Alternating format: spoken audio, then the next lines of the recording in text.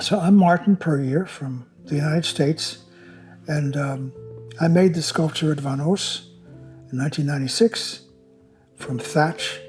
It's a work I called Meditation i en bokskog.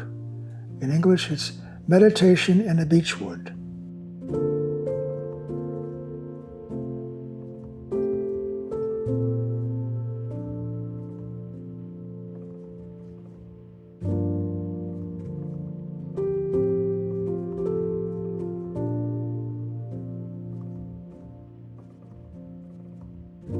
I think it's close to 3 decades, yeah. But I think this is the first time I've actually come back. I think it is, yeah.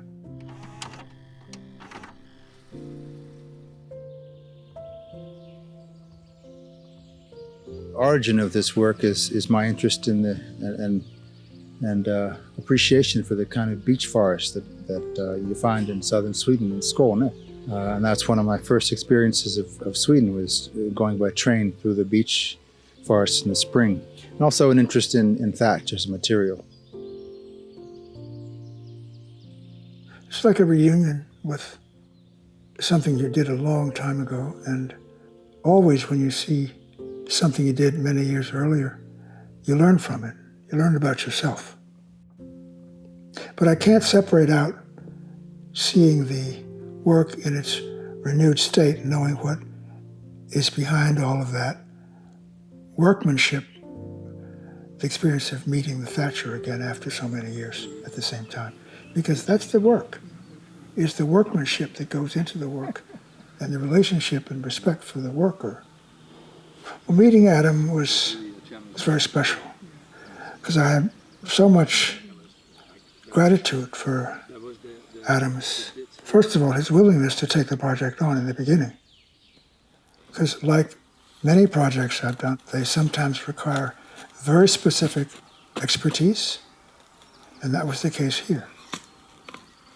So the fact that he took on this project after another more local thatcher looked at the project and said, "No way, impossible, you can't do this with thatch." He was very emphatic. But, he said, there is a colleague who is from the Netherlands, and you know they cover everything with thatch in the Netherlands. They make windmills out of thatch.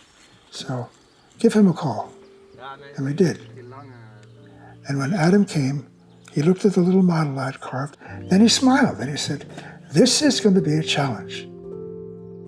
My name is Adam Ooms, and I'm a thatcher. I met Martin the first time in '95.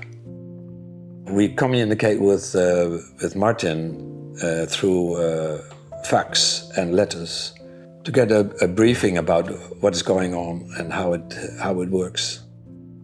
He showed me a beautiful wooden model, and he says, "Adam, do you think this is possible to do?" The difficulty of all the forms, because everything there is only in the front it's straight, it's like a wall, but the rest is only one big form. So that's a big challenge for a thatcher, because reed is not formed, reed is straight. And after 3, 4, 5 weeks of working, you see slowly it grows to the model you've seen. And for me, it is the most difficult thatch I've ever made. I hadn't worked with thatch before. I'd always been fascinated. It's such a kind of universal material for providing shelter. It's like layers and layers of tubes that directs the water downward. And that results in a volume by using tiny, tiny units like straws, which end up creating this amazing full volumetric kind of reality. It's quite magical, I think. Placing something like that in the very unlikely place in the middle of a forest was to me very, very exciting. I do lots of work. It's done in materials that I want to make sure that they're around for as long as possible. So I'm ambivalent about this.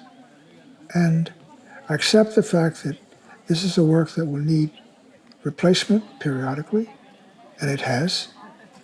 It's been, I think, 30 years old, and it's needed to be restored, repaired from time to time, and replaced.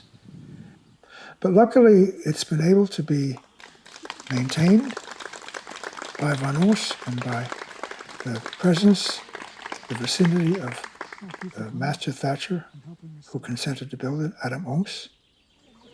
And so far, it's survived.